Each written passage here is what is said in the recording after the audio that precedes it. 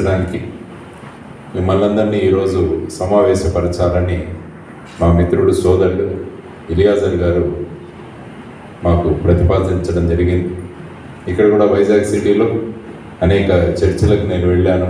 ఆదివారం జరిగే ప్రేయర్ సభల్లో కూడా పాల్గొన్నాను. అందులో చాలామంది పాస్టర్లు ఆశీర్వదించి ప్రేయర్ కూడా చేయడం జరిగింది. అందువల్ల నాకు ఒక మనోధైర్యం, ఎందుకంటే ఇప్పుడు పెద్ద శక్తులతో పోరాడాలి. అందరూ ఒకే మైదానంలో ఉంటే మన ఆట చక్కగా మనం ఆడచ్చు. కానీ ఇప్పుడు పరిస్థితులు ఎలా ఉన్నాయంటే దేశంలో కానీ రాష్ట్రంలో కానీ ముఖ్యంగా డబ్బులు ఎవరి దగ్గర ఎక్కువ ఉంటే వాళ్ళే రాజకీయ నాయకుడు కాగలరు అన్నది ఒక అందరూ నమ్మే విషయం. దాన్ని తిరిగి రాయాలి, దాన్ని మార్చాలి. ఒక సర్వసాధారణ వ్యక్తి కూడా రాజకీయాల్లోకి రాగలడు, రాజకీయాల్లో రాణించి ప్రజలకు సేవ అందచేయగలడు అని చెప్పేసి మనం ఎప్పుడైతే నిరూపిస్తామో అప్పుడు మొత్తం చిత్రం మారిపోతుంది అన్న ఒక చిన్న ప్రయత్నం చేస్తున్నాం. అందువల్ల జై భారత్ నేషనల్ పార్టీ అనే ఒక పార్టీని పెట్టి అందులో ప్రజాసేవ చేసేవాళ్ళు, బాగా చదువుకున్న వాళ్ళు, నేర చరిత్ర లేని వాళ్ళు, ప్రజలకు ఏదైనా చేద్దామన్న తపన ఉన్నవాళ్ళు, ఇటువంటి వాళ్ళకి టికెట్లు ఇచ్చి సుమారుగా ఈసారి 80 మంది మా అభ్యర్థులు ఎమ్మెల్యే క్యాండిడేట్లుగా, 10 మంది ఎంపీ క్యాండిడేట్లుగా, 5 తెలంగాణలో ఎంపీ క్యాండిడేట్లుగా పోటీ చేస్తున్నారు. కేవలం ఇది 3 నెలల్లో మేము సాధించిన ఒక మొదటి నుండి. డిసెంబర్లో మొదలుపెట్టిన పార్టీ, డిసెంబర్ చివరిలో మొదలుపెట్టాం. ఈ 3-4 నెలల్లో ఈ ప్రగతిని సాధించాం.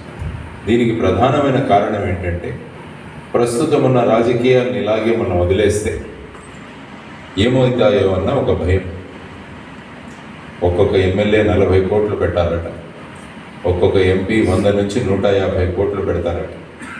మరి అటువంటి ఎంపీలు కానీ ఎమ్మెల్యేలు కానీ వాళ్ళు గెలిచిన తర్వాత ఈ 40 కోట్ల స్థానంలో సుమారుగా 5 సంవత్సరాల్లో 200 కోట్లు సంపాదించారు. ఎక్కడి నుంచి సంపాదిస్తారు? మళ్ళా ప్రజలనే కష్టపెట్టి ప్రజల భూములు కబ్జాలు చేసి కాంట్రాక్టులలో అవినీతి చేసి వీటన్నిటి నుంచి డబ్బు సేకరించి రాష్ట్రం ఎండిపోయినా పర్వాలేదు కానీ మేము పెట్టిన పెట్టుబడి ఏదైతే ఉందో దానికి 5 రెట్లు మేము సంపాదించుకోవాలి అని పాపపు పనులు జరుగుతున్నాయండి. కాబట్టి ఈ పాపాన్ని మనం అరికట్టాలి. పాపాన్ని అరికట్టాలి అంటే అది సాధ్యం. ఇలాంటి వారి ద్వారానే ఈ పాపాన్ని మనం ఆపాలి. ఎందుకంటే దీన్ని ఆపకుంటే ఏమవుతుందంటే ఆ ఫలితం మనమే అనుభవించాల్సి వస్తుంది. చాలామంది ఏమనుకుంటారంటే మనకు సంబంధం లేదు అనుకుంటాం, రాజకీయాలు మనకు సంబంధం లేదు అనుకుంటాం. చాలామంది రాజకీయాలు నా వృత్తి నేను చేసుకుంటూ వెళుతున్నాను, నాకు రాజకీయాలతో సంబంధం ఏంటి అని చాలామంది మాట్లాడుతుంటారు. కానీ ప్రతి ఒక్కరి జీవితాలను రాజకీయాలు ప్రభావితం చేస్తాయి. దాని గురించి ఒక చిన్న విషయం చెప్తాను.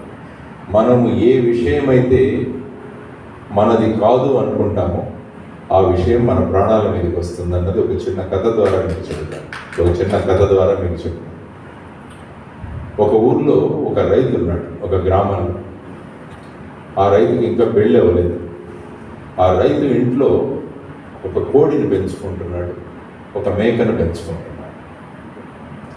ఆ ఇంట్లో ఒక ఎలక కూడా ఉంది. ఈ ఎలక, కోడి, మేక 3 మంచి ఫ్రెండ్స్. రైతు పెళ్లి చేసుకున్నాడు. రైతు భార్య వచ్చింది. ఆమె ఎలక అటు ఇటు ఇంట్లో తిరుగుతుంటే చికాకు కొట్టింది. ఈ ఎలకను ఎట్లయినా పట్టేయాలని రైతుతో మాట్లాడితే ఎలక విన్నది. అయ్యో నన్ను పట్టేస్తారంట అని కోడి దగ్గరికి వెళ్ళి ఇలా నన్ను పట్టేస్తారంట, రేపు ఉదయం నీ దగ్గరికి గుడ్డు తీసుకోవడానికి రైతు వస్తాడు, అప్పుడు నా గురించి చెప్తావా, ఇది మంచి ఎలక, దీన్ని పట్టకండి అంటే అప్పుడు ఆ కోడి ఏముంటుందంటే అది నీ ప్రాణం, నాకు సంబంధం లేదు. మనం ఎలాగైతే రాజకీయాలు మాకు సంబంధం లేదు అంటున్నాము, కోడి కూడా అది నీ ప్రాణం, నాకు సంబంధం లేదు. మేక దగ్గరికి వెళ్తే మేక కూడా అదే చెప్పు. ఆ తర్వాత ఆ ఊరిలో చెరువు ఉంది. ఆ చెరువులో ఒక మొసలి ఉంది, క్రొకడైల్. చివరికి పాపం ఎలక ఆ మొసలి దగ్గరికి వెళ్ళి రైతు భార్య స్నానం చేయడానికి రోజు చెరువులోకి వస్తారు. అప్పుడు నా గురించి రికమెండ్ చేయొచ్చు కదా, నన్ను పట్టను అంటే ఆ మొసలు ఏమంటుందంటే అది నీ ప్రాణం, నాకు సంబంధం లేదు. రైతు భార్య సంతకు వెళ్ళి బోన్ పట్టుకొచ్చారు. రాత్రి రైతు భార్య బ్రహ్మాండంగా ఒక గారె తయారు చేసి బోన్లో పెట్టి రాత్రి 12 గంటల సమయానికి పెద్ద శబ్దం వచ్చింది బోన్ నుంచి.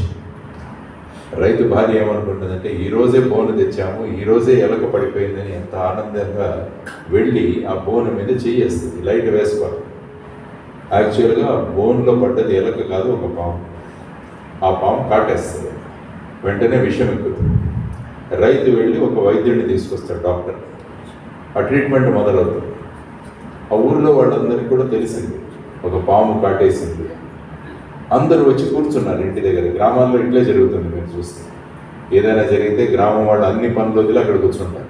పాపం రైతు అనుకుంటాడు ఇంతమంది వచ్చారు అని, వాడికి ఉదయం కాఫీలు, టిఫిన్లు, భోజనాలు ఇవన్నీ కూడా పెట్టడం, ఎవరు ఇంట్లోకి పోవడం, రైతే తినిపిస్తున్నాడు వాడు.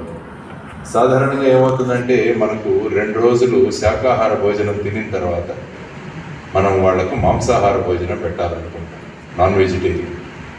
వెంటనే రైతు అనుకున్నాడు 2 రోజుల నుంచి వీళ్ళు ఇక్కడే ఉన్నారు, వెజిటేరియన్ ఫుడ్ పెడుతున్నాను కాబట్టి నాన్ వెజిటేరియన్ ఫుడ్ పెడదామని కోడిని కోసేసారు. చికెన్ బిర్యానీ తయారైంది, అందరు తినేశారు, బాగుంది అనుకున్నాం. ఇక్కడ ట్రీట్మెంట్ జరుగుతూనే ఉంది. చుట్టుపక్కల గ్రామాలకు తెలిసింది మన పక్క గ్రామంలో ఈ విధంగా ట్రీట్మెంట్ జరుగుతుందని. వాళ్ళందరూ కూడా వచ్చి మళ్ళా కూర్చుంటే మళ్ళా 2 రోజులు ఉదయం టిఫిన్, కాఫీ, భోజనం, శాకాహారం 2 రోజులైంది. మళ్ళా వాళ్ళకి నాన్ వెజిటేరియన్. ఈసారి మేక పోయింది, మటన్ బిర్యానీ. సో కోడి పోయింది, మేక పోయింది. ఇంకా ట్రీట్మెంట్ జరుగుతూనే ఉంది. వారం రోజులు ట్రీట్మెంట్ అయినా కూడా తగ్గట్లేదని మనం ఏం చేస్తాం, మామూలుగా వారం రోజుల ట్రీట్మెంట్ అంటే సెకండ్ ఒపీనియన్కి వెళ్తాం. సో రైతు కూడా సెకండ్ ఒపీనియన్కి వెళ్ళాడు. మామూలుగా సెకండ్ ఒపీనియన్కి వెళ్తే డాక్టర్ ఏమంటాడు, ఫస్ట్ డాక్టర్ చేసిందంతా తప్పంటాడు. ఈ డాక్టర్ కూడా అదే అన్నాడు.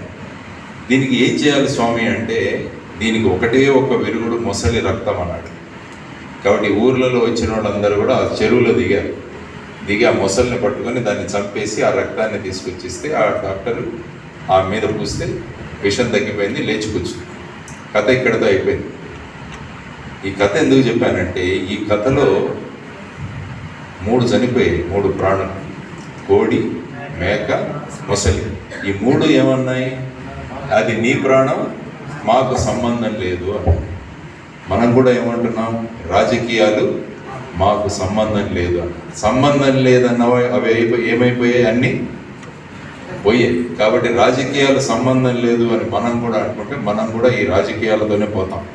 కాబట్టి ఈ రాజకీయాలను మంచి రాజకీయాలుగా మార్చే బాధ్యత మనందరి మీద ఉంటుందని తెలియజేస్తాం.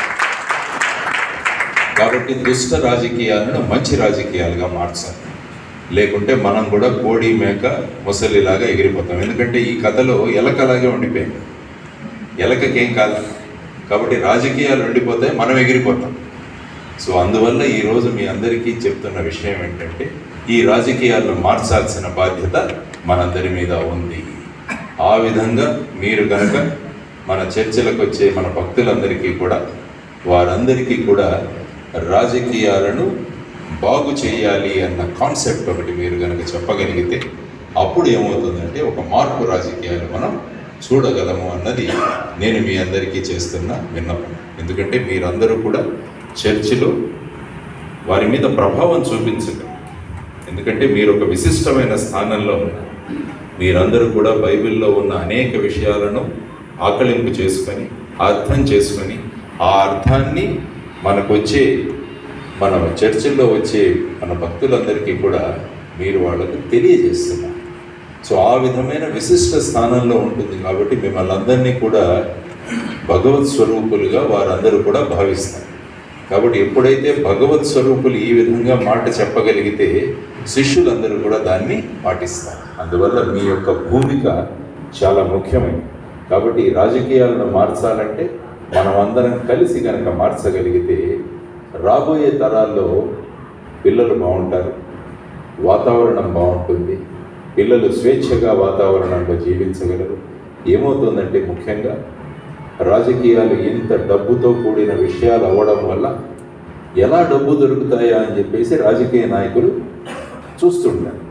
అందుకనే మొన్న చూస్తే 25 టన్నుల డ్రగ్స్ వైజాగ్ వచ్చింది. 25,000 కేజీల డ్రగ్స్ బ్రెజిల్ నుంచి వైజాగ్ పోర్ట్ ట్రస్ట్కి వస్తే ఇక్కడ పట్టుకున్నారు కంటైనర్లో. ఇంతకుముందు 62 కంటైనర్లు వచ్చాయి. ఇది 63వ కంటైనర్, ఇది దొరికింది.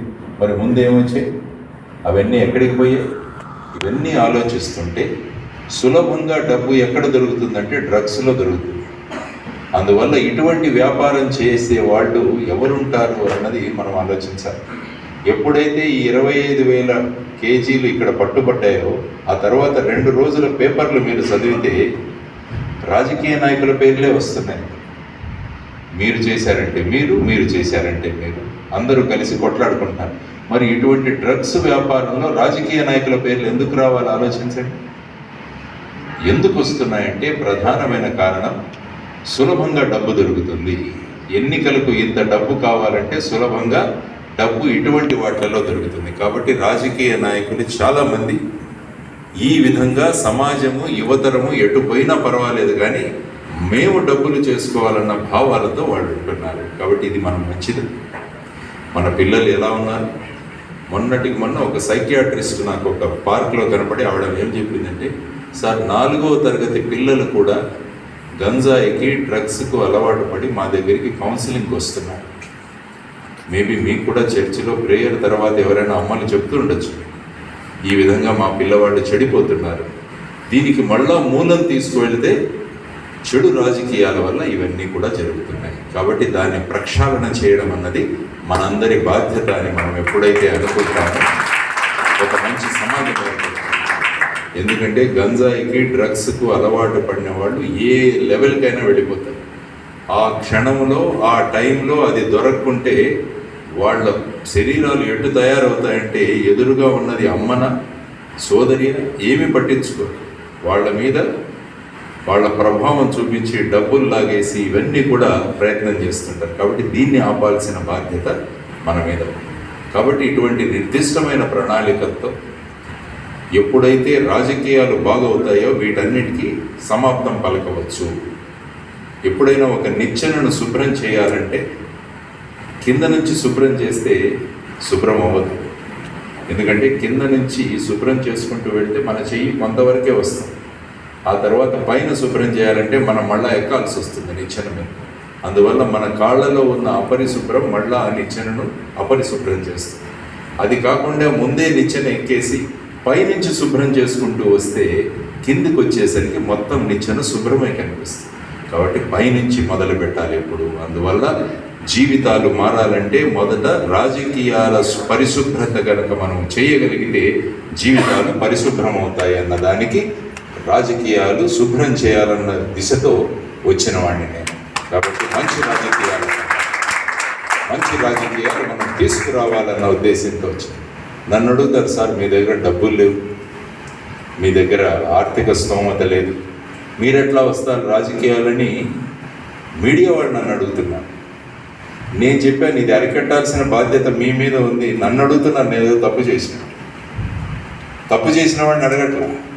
నన్ను వచ్చి సార్ మీరు ఎలా ఉంటారు రాజకీయాల్లో అని అడుగుతున్నారు. కాబట్టి అటువంటి పరిస్థితిలో రాజకీయాలు వచ్చేసి నేను అదే చెప్పాను, ఆర్థిక స్తోమత లేకున్నా హార్దిక స్తోమత ఉంది. మాకు గుండెల్లో ప్రజల గురించి ఆలోచించి తత్వం మా దగ్గర ఆలోచించుకుంటాం.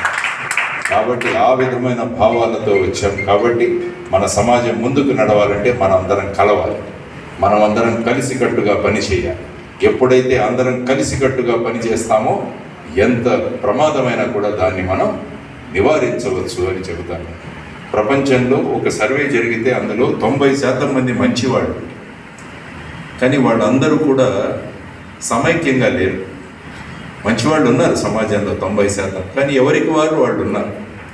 ఇంకొక 8% మంది మంచివాళ్ళు కొద్దిగా కలిసి ఉన్నారు. 2% మంది అతి దుర్మార్గులు ఉన్నారు, కానీ వాళ్ళు చాలా కలిసికట్టుగా ఉన్నారు. కాబట్టి ఈ 2% వ్యక్తులు ఈ 98% మీద ఏం కావాలంటే అది చేస్తున్నారు. కాబట్టి ఇప్పుడు మనం చేయాల్సింది మంచి వాళ్ళనంతా కలపడం, మంచి ఆలోచనలు ఉన్న వాళ్ళందరినీ కలపడం. ఇది గనక చేయగలిగితే ఎంతటి ప్రమాదకరమైన శక్తి అయినా దాన్ని మనం ఎదుర్కోగలం అన్నది మనం అందరం కూడా చేయాల్సిన పని. కాబట్టి సండే ప్రేయర్స్లో మీరు చేస్తున్నది అదే, అందరినీ ఒక గుంపుగా చేయడం, ఒక మంచి సముదాయంలాగా తయారు చేయడం. అందుకనే ఒక స్కూల్లో ఒక టీచర్ భారతదేశ పటాన్ని 29 ముక్కలుగా చేసి పిల్లవాడని కలపమని ఇచ్చింది. ఒక పిల్లవాడు 10 నిమిషాల్లో కలిపేశాడు, ఇంకొక పిల్లవాడికి 2 గంటలు పట్టింది. 10 నిమిషాల్లో ఎలా కలపగలిగావని మొదటి పిల్లవాడిని అడిగితే వాడు ఏమన్నాడంటే, మేడం, ఈ భారతదేశం పటం వెనకాల 2 మనుషుల బొమ్మలు ఉన్నాయి, నేను ఆ 2 మనుషుల్ని కలిపాను, తిప్పి చూస్తే భారతదేశం కలిసిపోయింది అని చెప్పి ఆ పిల్లవాడు చెప్పాడు. ఇది మనం ఎప్పుడైతే మనుషుల్ని కలుపుతామో దేశం కలిసిపోతుంది. కాబట్టి మనం చేయాల్సిన ముఖ్యమైన విషయం ఏంటంటే కలపడం. అందువల్ల ఈరోజు కూడా చూడండి, మనకు ఒక సమైక్య శక్తి, మనం అందరం కలిసి ఉన్నప్పుడు మనలో ఒక తేజస్సు వస్తుంది, ఒక బ్రహ్మాండమైన బలం వస్తుంది. కాబట్టి అటువంటి బలశాలుడైన మీరందరినీ కూడా ఇక్కడికి ఆహ్వానించి రాబోయే కాలంలో నేను చేపట్టిన ఒక మహత్తరమైన పథకానికి మీరందరూ కూడా సమ్మతి పలికి, మీరందరూ కూడా మీకున్న దివ్యమైన శక్తితో నాకు ప్రేయర్ ద్వారా ఆశీర్వాదం ఇవ్వగలిగితే ఆ బలంతో పాటు నేను కూడా ముందుకు వెళ్ళి ఏదైతే దుష్ట శక్తులు ఉన్నాయో వాటి మీద విజయం సాధించడానికి అదొక గొప్ప బ్రహ్మాండమైన ఆయుధం నా చేతిలో ఇచ్చిన వాడు మీరు అవుతారు. కాబట్టి మీ అందరికీ కూడా ఇక్కడ స్వాగతం పలుకుతూ మనం అందరం కలిసి గొప్ప విషయాలు చేద్దామని, అందువల్ల ముఖ్యంగా మనకు వేదిక మీద అనేక మంది